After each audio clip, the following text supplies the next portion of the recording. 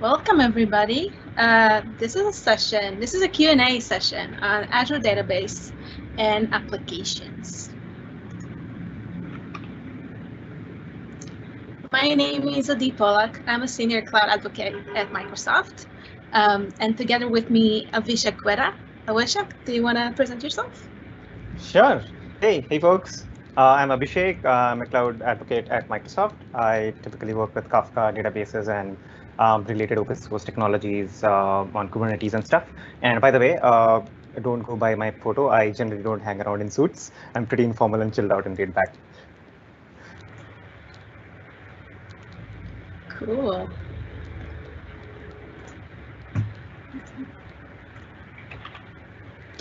All right, so for our agenda today, we're first going to go over what to expect. And then we're going to go into open questions and answer, and then we're going to finish at 30 minutes from now. So I hope you're excited. So how to engage? Please use the chat box to ask questions with the one with the question mark. You can post anonymously or you can use your name. The questions will appear once approved. Please help us figure out what the questions we should answer first by using the upvote feature. We're going to answer you verbally, and please make sure you're not duplicating the questions.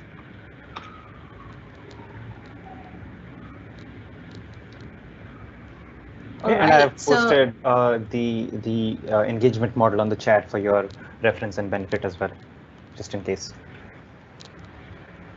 Perfect. A little bit of ethics. So this session will be recorded. So don't record the session. You can take snapshots and pictures, that's fine by us. Help us with moderating. Again, if you see a question someone already posted, don't repost it again. Don't spam the chat. And also please adhere to the code of conduct.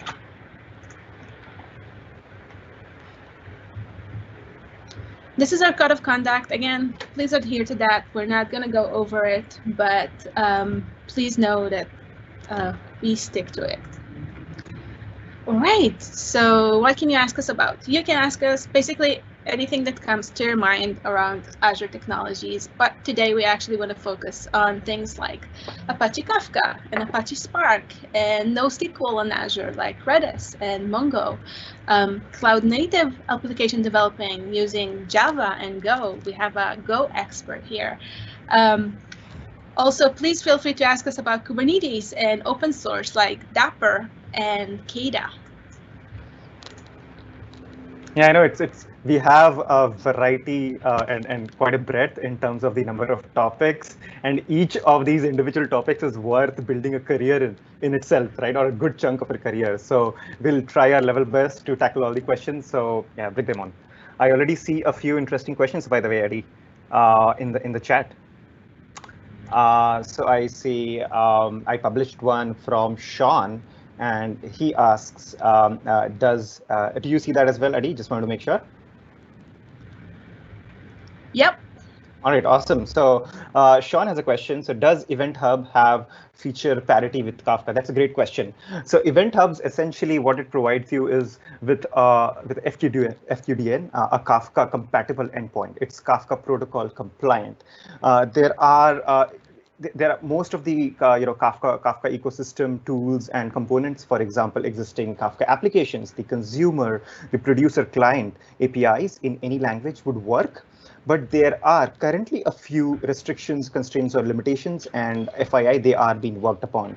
So for example, the Kafka Streams API is currently not supported. Things like idempotent producers and things of other nature are not currently supported. But the good thing is that they're clearly documented right now. Right, but to start off, like I mentioned, any of the Kafka clients, components like Kafka Connect work seamlessly with Azure Event Hubs, and I do have, again, like I said, very well documented, and I have in the past I have posted quite a lot of content based on this topic as well, both myself and from my team, including Eddie and other folks. So there's a lot of good content out there already. Great question, by the way. All right, I see we have some more questions regarding event hubs. Yeah. Abhishek, do you want to take this one? Sure thing. Yeah. So, question from Minas. I hope that I spelled that right. Does Event Hubs support the concept of a schema registry? All right. So right now it is not natively built within Event Hubs per se, right? It is something which, well, don't quote me on this. It's not an official roadmap, but it is something which is being worked on and should be available to you in the near future. Again, no commitments, but I'm just letting you know. But if you were to use any open source schema registry components, it should work the way it generally does with any other Kafka installation or Kafka broker. So yeah, as of now, there is no first class schema registry component from what I know, which is supported directly with Event Hubs.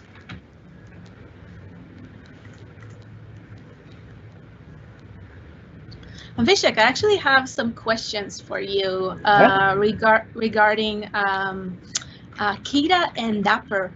Yeah. These two projects are open source, and they always confuse me a little bit. Can you just tell me what's the differentiation there, and go a little bit about that? Sure thing. So I'll talk about them individually first, and then we can compare and contrast. Maybe that'll make sense. So Dapper is, think of it, it's actually a runtime. It has like a component-based architecture, and it is like a runtime for building microservices applications. So typically, think about an application which you are building. Say it depends on a database, it depends on a messaging system.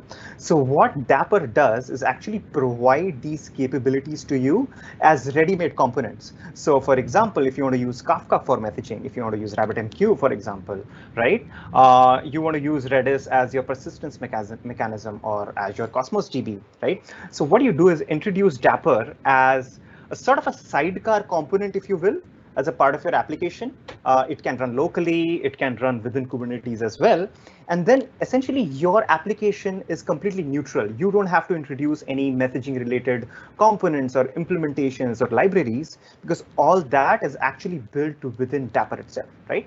So think of it as this single binary runtime for you to build microservices and cloud native applications in a simplified manner. So you only interact with Dapper.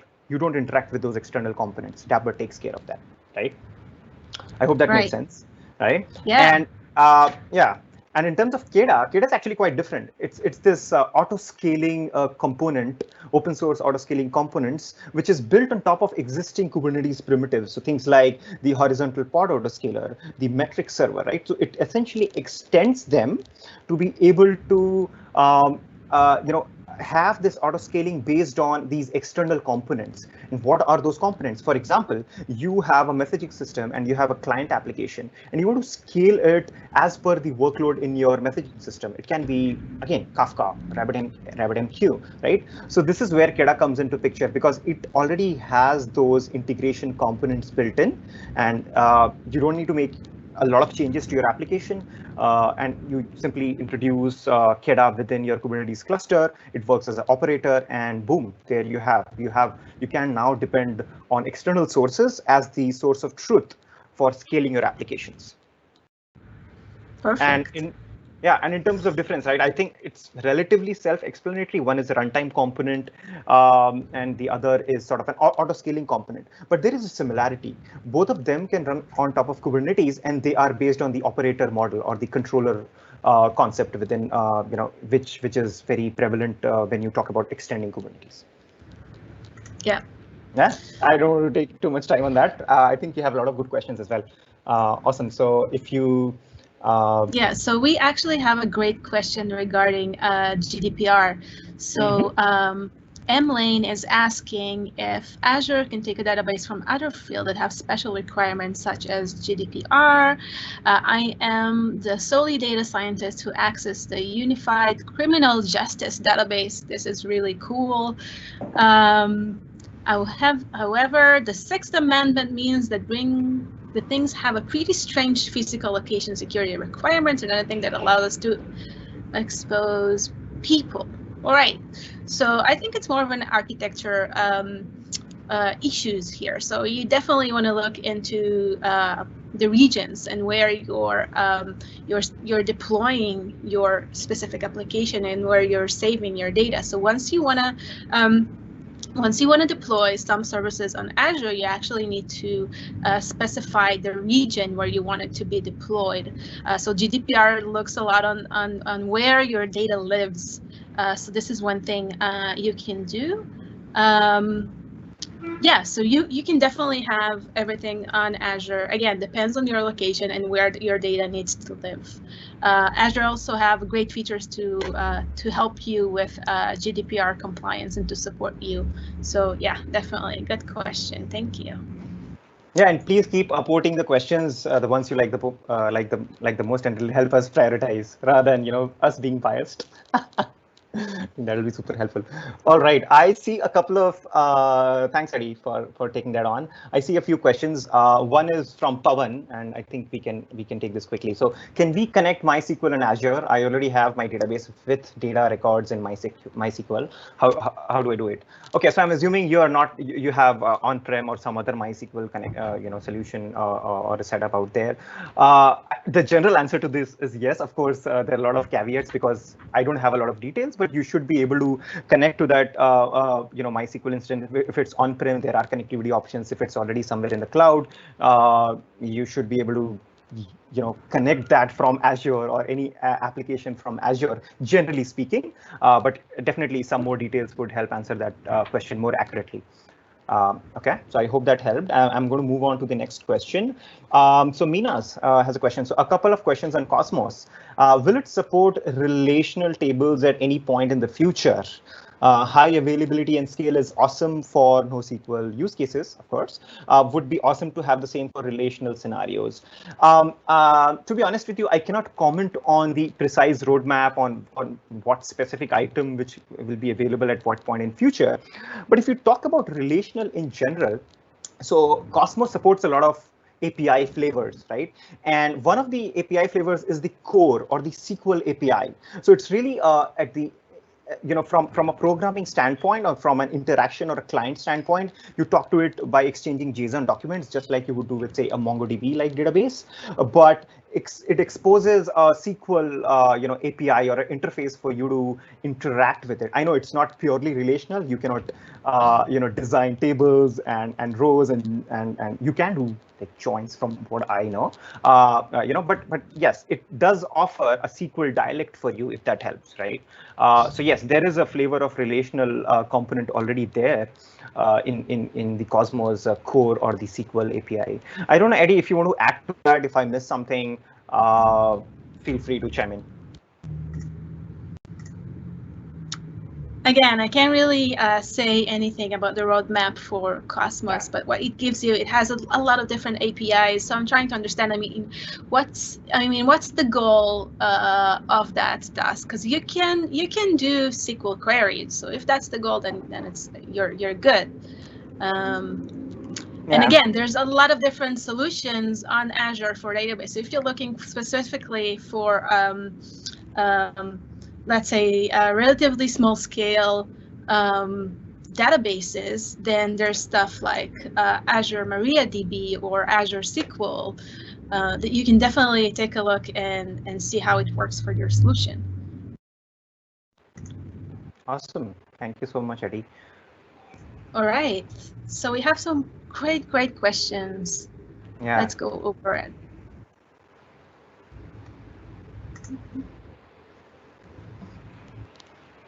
Okay, so we have Sean. Hi, Sean. Sean is asking, are there Azure reference architecture for someone who is interested on a Kafka-like event streaming features, but want to take full advantage of first-party Azure services for a greenfield project? Oh, Sean, you're definitely lucky that you have a greenfield project. Yeah. No legacy code there.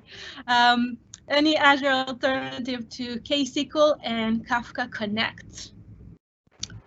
Avishek, do you want to take that one or should I go with it? Feel free. I can always chime in. All right. So there's a lot of things you can actually do. So you can connect event hubs with Azure Stream Analytics, and basically it gives you a lot of different Kafka connectors, like Kafka Connect, like behavior that you can get. If we're talking about KSQL, is basically having a SQL over your database. So you can save your data you can stream your data with Azure Event Hubs, and using Azure Stream Analytics, save it to a table, and then basically run SQL queries on top of it. So there's definitely a lot of opportunities there. Probably the most common scenario is connecting event hubs with Azure Stream Analytics. There's a lot of great things you can do with it together. Mm-hmm. Yeah, absolutely, absolutely. So right now, even if you, just FYI, because the Kafka Streams component is not there, even if you wanted to hook up to, say, KSQL, you cannot do that because KSQL internally needs it's built on top of Kafka Streams, and it depends on a Kafka Streams compatible, endpoint as well, right? So, well, I mean, technically you could do that in the future, but like Adi said, Azure Stream Analytics is your best friend, and Kafka Connect is it's in preview, but it's already supported with event hubs. Okay, I see a lot of other questions, cool questions as well.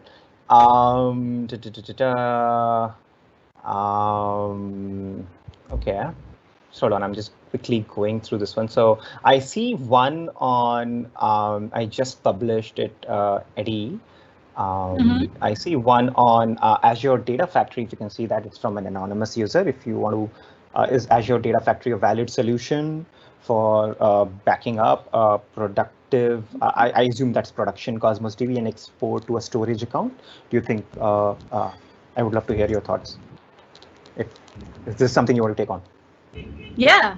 So Azure Data Factory has a lot of really cool features in it, and also helps you build different pipelines for your data. So if you want to move your data, or if you want to trigger a specific job, or if you have something that lives on some VM and you want to trigger that as well, you can do that. So if it's a valid solution to back up production, I guess that production Cosmos DB data. I'm not really sure what you related to backup, but you can do a lot of backup within our storages solutions. So yeah, yeah, it's yeah.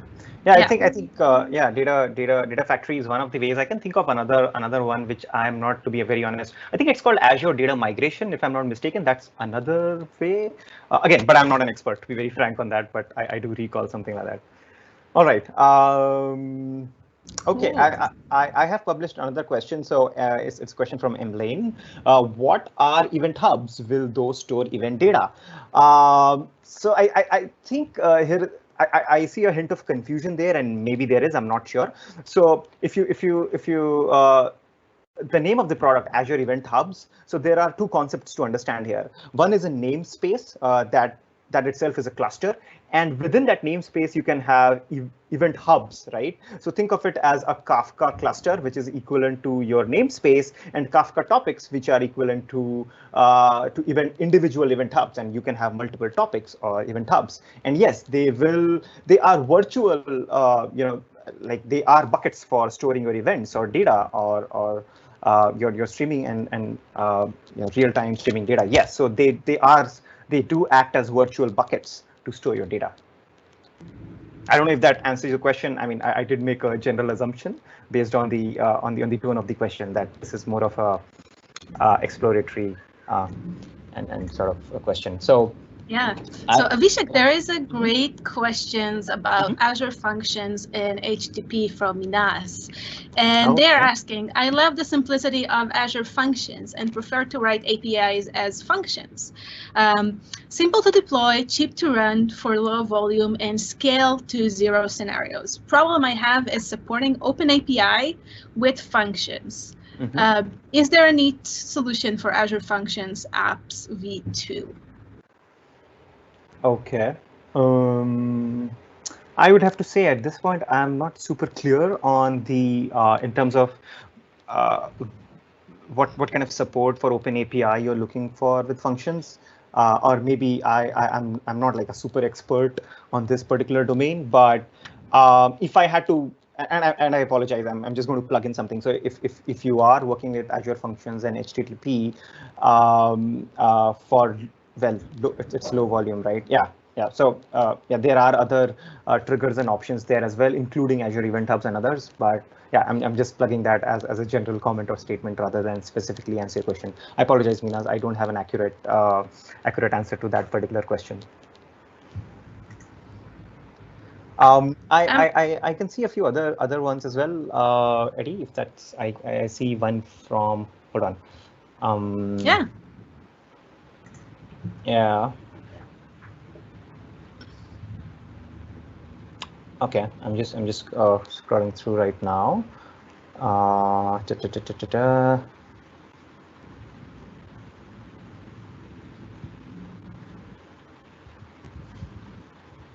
Yeah, I see one from Sean, and this is a tough but good question, so I'm going to tackle that anyway. So I read Event Hubs only has a 7-day retention period. That's correct. How can I design an event sourcing system, which is super interesting, which means I need to store every event. Yeah, I think one of the possible ways, again, I'm contemplating at this point, might be to be able to, well, maybe export the data and work with it. I'm not 100% sure, but I still published this question because it is super valid and I feel it's very relevant, and it's a tough one as well. Eddie, do you have any take on this by any chance? Sorry to put you on the spot, but oh, no worries. So the question basically was that 7 days retention, how can I design event sources system, which means I need to store every event. So actually in Event Hubs, you have the functionality of capture. So you have Event Hubs capture. And what it does, it's actually save the data to your storage account. So let's say you have a blob storage, or you have a data lake, Azure Data Lake storage. You can, when you spin up the resource, you can say, I want this data to be captured. And then it gives you the path of how you want to capture it. So it basically goes with the date and the day and the hour and the minute, and also the name of the event hubs that you're working with, so you know where to find it. And you can store it in different file formats as well. It supports multiple file formats, so you can definitely use Event Hubs capture to capture your data. I think that answered the question, right? Needs to store every event. Yeah, absolutely. So you store it in your storage, and then it's there until you want to delete it, basically. Yeah, awesome. Thanks for taking that up, Eddie. Yeah, appreciate it. Sure. Okay, what else? Thanks for your note of appreciation, Sean. I published that as well. All right, so what else? Oh, we got a lot of thank you today. Thank you so much. I know. Just a quick note. I think we have about 7 minutes left, if I'm not mistaken. So, all right. So I see a question from it's an anonymous. So,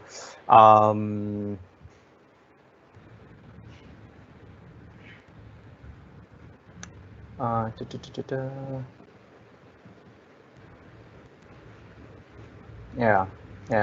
Let's take on. Okay. I see this one. So I see. So this is a question on. Could you explain serverless Azure SQL? Is it constrained to just triggering functions to return data, or can it work like a regular SQL instance, just turning off when not used? So D, again, just wanted to make sure if that is something, the Azure SQL bits are something which you can comment on, or it's fine. I mean, yeah. Yeah. So I didn't get to work much with Azure SQL because I went straight head into the NoSQL area, so mostly big data. But I'm curious, a serverless Azure SQL. Well, basically Azure SQL is a managed service. So you don't really manage the infrastructure there, right? So what is a serverless Azure SQL? Yeah, I'm Avishek, a what little do you think? confused with that as well. Yeah, so I'm not like, again, like I said, if there were a serverless offering for Azure SQL, just like say Azure Cosmos DB, which was recently announced, you would only pay for for when you are running the workloads or querying your data and say the amount of data you store, only for that, right? And when it comes to triggering functions to return data, I guess you can. I'm not sure if you can, if it integrates directly, but if it does, you could. And if you think about turning off Azure SQL instance, well, I'm not sure what implications are that going to have for your application or for your data, right? Typically, that's not the case. You wouldn't really turn off an instance. And that's precisely why they're like serverless offerings or auto scale offerings, which databases like Cosmos DB and other services typically introduced within their feature set. I know it doesn't accurately answer the question, but in the ballpark, I hope that helps, or at least gives you some hints. I'm going to scour for more questions, Eddie. If you find like something super relevant, feel free to jump on it. Absolutely. Yeah, I'm curious. Yeah, we have about 4 Mhm. minutes, FYI. Mhm. So yeah, let's try our best to yeah. Absolutely. How can we reach out to you for more questions? We can publish All that. right. We are going to cover Well, that in a few minutes, but then yeah, since you asked. Yeah. Thank you for asking. Yeah, definitely. We'll publish it in a second. Yeah.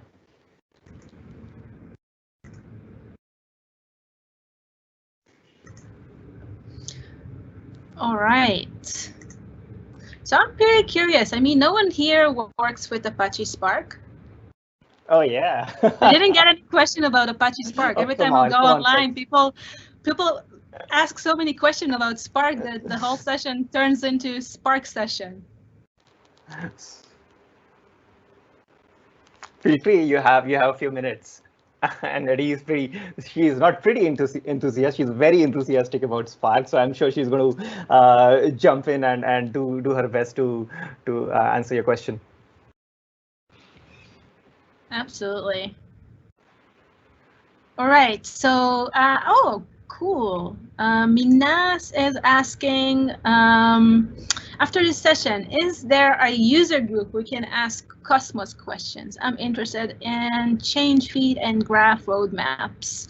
Graph seems to be lagging or a little unloved ATM.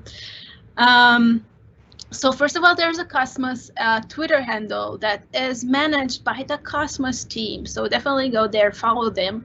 And you can also send them questions, which is a great place to start and kind of understand where, what's the forum and how comfortable with them, what is the most comfortable way for them to get questions. So definitely go and check this out. Another great place is Reddit. There's a lot of Cosmos lovers there as well, so you can definitely go there and ask questions as well. Yeah, I can tweet out the Cosmos DB handle if that's helpful. Yeah. Yeah, I just did that. Yeah, I mean, feel free to connect with them on any of the channels which is exposed, and I'm sure they'll be happy to hear your thoughts. All right, we have 1 minute left, Eddie. All right, 1 minute left. So we want to leave you with some links for today, some stuff on Azure, as well as some blogs and tutorials that Avishek and I wrote. So definitely go there and check if you might find your answer to your questions in those blog posts and in our docs.